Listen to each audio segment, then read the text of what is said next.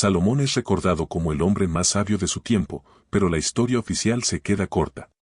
Lo que la mayoría conoce es apenas la superficie: un rey brillante, un gobernante imponente, un estratega respetado.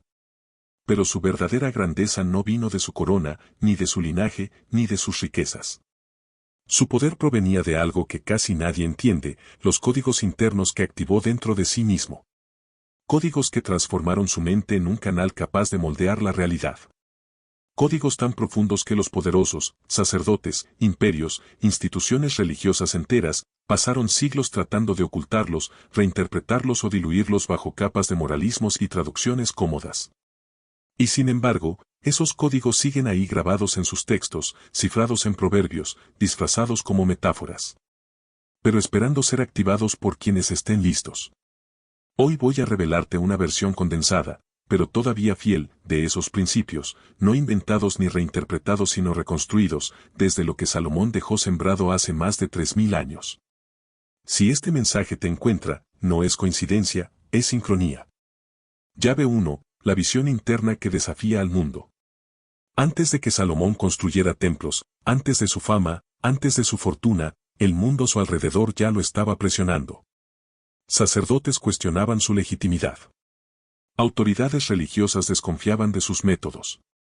Reyes vecinos lo veían como una amenaza para el equilibrio de poder. Y dentro de su propia casa, su familia debatía si realmente estaba capacitado para gobernar. Salomón fue amado, admirado, temido, y también resistido. Porque todo lo que no encaja en el molde tradicional despierta resistencia. Y Salomón jamás encajó. Pero él tenía algo que casi nadie desarrolla a ese nivel: una certeza inamovible en su visión interna. Mientras otros buscaban señales externas para sentirse seguros, él confiaba en la brújula invisible que lo guiaba desde adentro. Una convicción tan firme que no necesitaba ver resultados para actuar. Actuaba primero, y los resultados aparecían después.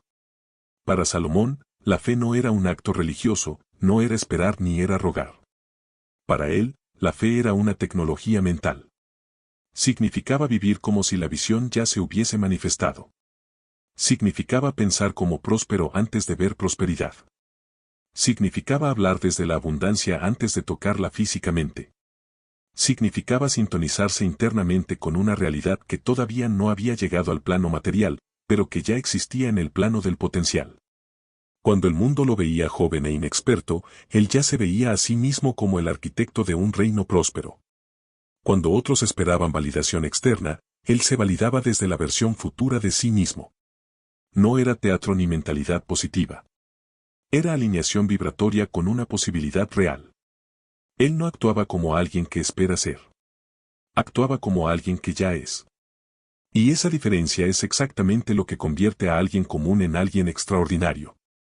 Por eso dejó su primer código escondido entre líneas, un código que muchos leen como poesía, pero que en realidad es una instrucción magistral. Como piensa el hombre en su corazón, así es. No dice, así será ni así podría ser. Dice, así es. Es una declaración sobre la naturaleza de la percepción y la manifestación. Un recordatorio de que tu realidad externa es un reflejo directo de tu programación interna. Que tu vida no se mueve por lo que dices querer, sino por el estado real desde el cual opera tu mente profunda. Ese versículo no es un mensaje bonito. Es un manual para reconfigurar tu identidad. Un hack cuántico escondido dentro de una frase sencilla. Salomón entendía que el corazón, en la visión hebrea, no era un órgano sentimental. Era el centro de la conciencia. El núcleo donde convergen pensamientos, imágenes, emociones y creencias. Es decir, lo que instalas en tu corazón se convierte en tu realidad física. La llave 1 es simple de explicar, pero difícil de vivir. Por eso tan pocos la dominan. Salomón sí lo hizo. Y gracias a esa llave, todas las demás se abrieron. Llave 2, el flujo de energía. Muchos leen los proverbios de Salomón como si fueran enseñanzas morales. Pero eso es porque la historia los convirtió en eso. Salomón nunca fue un moralista. Fue un ingeniero de la mente humana. Un observador obsesivo de los patrones invisibles que gobiernan la realidad. Cuando él escribió, al generoso se le dará más, el mundo religioso lo interpretó como una invitación a ser bueno. Pero Salomón no estaba explicando ética. Estaba describiendo una ley energética universal. Para él, la generosidad no era virtud. Era mecánica cuántica aplicada antes de que existiera la palabra cuántica. Porque él entendía algo que la mayoría aún ignora. Quien teme soltar, bloquea. Quien da sin miedo, expande. El que retiene desde el miedo crea un nudo interno. Un estancamiento. Un dique mental que impide que la energía circule. Y todo lo que no circula, muere. Por eso la gente que vive aferrada siempre siente que falta. Porque están en modo contracción. Y la contracción invita más escasez. Pero quien suelta desde la certeza, no desde la ingenuidad, abre canales, espacio y flujo. Y eso trae expansión. Es por eso que las personas que ayudan, apoyan, comparten y construyen desde la confianza parecen atraer oportunidades de la nada. No es karma ni suerte. Es flujo energético respondiendo a su estado interno. Salomón no entendía tan profundamente que dejó otra frase, una que también fue deformada por siglos. No te apoyes solo en tu propio entendimiento. Durante generaciones se usó para reforzar dependencia religiosa. Pero Salomón no hablaba de religión. Hablaba del poder del subconsciente, esa inteligencia profunda que opera sin que la mente lógica pueda entenderla. Él sabía que la mente racional es lenta, limitada, lineal, pero el subconsciente es un supercomputador cuántico, capta patrones, oportunidades, señales, sincronías. Cuando te sueltas del control mental, cuando dejas de intentar resolver todo desde la lógica, entras en conexión con esa inteligencia profunda. Esa es la misma inteligencia que guía la intuición, que detecta posibilidades invisibles, que genera ideas que no vienen de ti sino a través de ti. Salomón lo decía así porque no tenía un lenguaje moderno. Soltar el control activa la guía interna. Eso es flujo y prosperidad energética. Llave 3. El código Hebel, la abundancia infinita. Aquí entramos en una de las revelaciones más distorsionadas de la historia humana. Una distorsión tan grande que literalmente cambió la forma en que millones de personas entienden la prosperidad. Salomón escribió, todo es vanidad. Durante siglos, esta frase fue usada por instituciones religiosas para justificar pobreza, resignación y sacrificio. La convirtieron en un argumento para enseñar que todo en la vida carece de valor. Pero ese no es el significado real. Porque la palabra original que Salomón usó no fue vanidad. Fue Hebel. Y Hebel no significa vacío, ni insignificancia. Hebel significa vapor, aliento, neblina, forma cambiante. Salomón estaba diciendo: todo lo físico está en constante transformación. Nada es fijo ni permanece. Todo es movimiento. No era un mensaje de desesperanza. Era un mensaje de liberación. Porque cuando entiendes que todo es Hebel, dejas de aferrarte a lo que está destinado a cambiar. Dejas de sufrir por lo que se va y de obsesionarte por mantener formas muertas. Y empiezas a alinearte con la energía que crea todas las formas. Ahí es donde está la abundancia infinita. Abundancia no es acumular, no es tener más que otros ni llenar vacíos con objetos. La abundancia infinita es otra cosa. No es tener mucho. Es tener acceso ilimitado al principio creador. Es entender que puedes perder todo lo material y aún así seguir siendo próspero, porque no dependes de las formas, sino de la fuente. Esto explica algo que los historiadores nunca logran comprender. ¿Cómo prosperó tanto el reino de Salomón si no tenía grandes recursos naturales? ¿Por qué recibía riqueza de lugares lejanos sin tener que conquistar territorios? ¿Cómo creó prosperidad cuando otros reinos colapsaban? La respuesta es simple: Salomón integró la mentalidad de Hebel. Comprendió que la riqueza no viene del oro, ni del comercio, ni de la tierra. La riqueza viene de la capacidad de adaptarte a los ciclos, de transformarte, de moverte con la vida y no contra ella. Cuando entiendes Hebel, no temes la pérdida ni el cambio ni la transición. Y cuando no temes, tu energía se vuelve magnética. Eso es lo que hizo que embajadas enteras viajaran kilómetros para verlo. Eso es lo que hizo que reyes enviaran tesoros solo para escuchar su sabiduría. Eso es lo que hizo que comerciantes quisieran asociarse a él aunque no lo necesitara. No estaban atraídos por su oro. Estaban atraídos por su energía. La energía de alguien que ya no está limitado por la forma, sino conectado a la fuente que la crea. Esa es la tercera llave. Y una vez que la entiendes, la abundancia deja de ser un objetivo y se convierte en tu estado natural. Llave 4. Pensar en ciclos, no en líneas. La mayoría de las personas piensa que la abundancia es una línea recta que siempre sube. Creen que si algo va bien, debe seguir yendo bien. Y apenas aparece una caída, un obstáculo, un periodo de pausa, entran en pánico y se desesperan. Pero Salomón no veía la vida así. Él nunca pensó en términos de líneas. Pensaba en ciclos, en estaciones, en el pulso natural del universo. Entendía que todo en la creación, desde las mareas hasta los imperios, se mueve en ritmos. Hay tiempos de expansión, donde todo crece, se multiplica, avanza.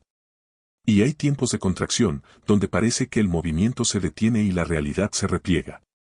No son fallas. Son fases. Tiempo de sembrar y tiempo de cosechar. Tiempo de recibir y tiempo de soltar. Tiempo de construir y tiempo de podar.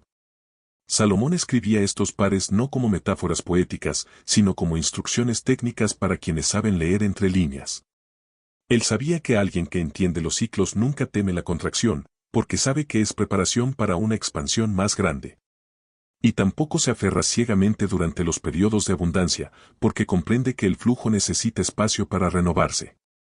Por eso, mientras otros reyes se desesperaban en épocas difíciles y tomaban decisiones impulsivas, Salomón hacía lo contrario, profundizaba su comprensión, fortalecía su visión, perfeccionaba su mente. Y cuando llegaba el ciclo de expansión, él ya estaba listo. Por eso su reino creció durante más tiempo que muchos de la antigüedad. La clave detrás de todo esto era su habilidad más misteriosa, lo que él llamaba el ojo del tiempo. No era ver el futuro. Era sentir el momento exacto para cada acción. Cuándo avanzar, cuándo esperar, cuándo invertir, cuándo conservar, cuándo hablar y cuándo callar. Para todo hay un tiempo, no es poesía, es un mapa ritual, un manual cifrado para alinearte con los ritmos universales. Cuando desarrollas el ojo del tiempo, dejas de empujar la realidad y comienzas a navegarla. Llave 5. El coraje y el círculo interno. Salomón sabía algo que hoy sigue siendo verdad. La mayoría de las personas nunca accede a estos códigos. Y no es por falta de inteligencia, ni de educación, ni de oportunidades. Es por falta de coraje. Porque activar estos códigos implica dejar de culpar, dejar de justificar, dejar de esconderte en no puedo, no sé o no es mi momento. La mente humana teme el cambio más que cualquier otra cosa. Prefiere una vida pequeña pero familiar, a una vida grande que requiere transformación interna. Por eso Salomón escribió sobre el perezoso, no para hablar de alguien flojo, sino para señalar la pereza mental, esa fuerza invisible que te empuja a quedarte como estás.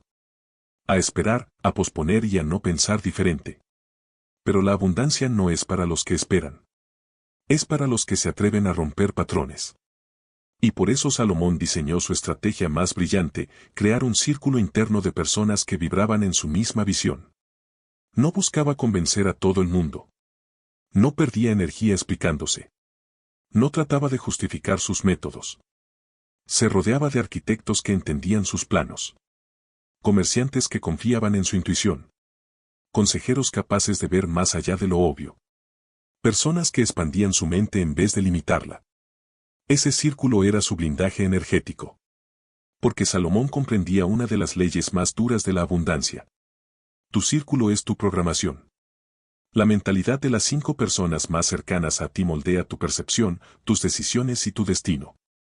Si ellos vibran desde escasez, te arrastran hacia ella.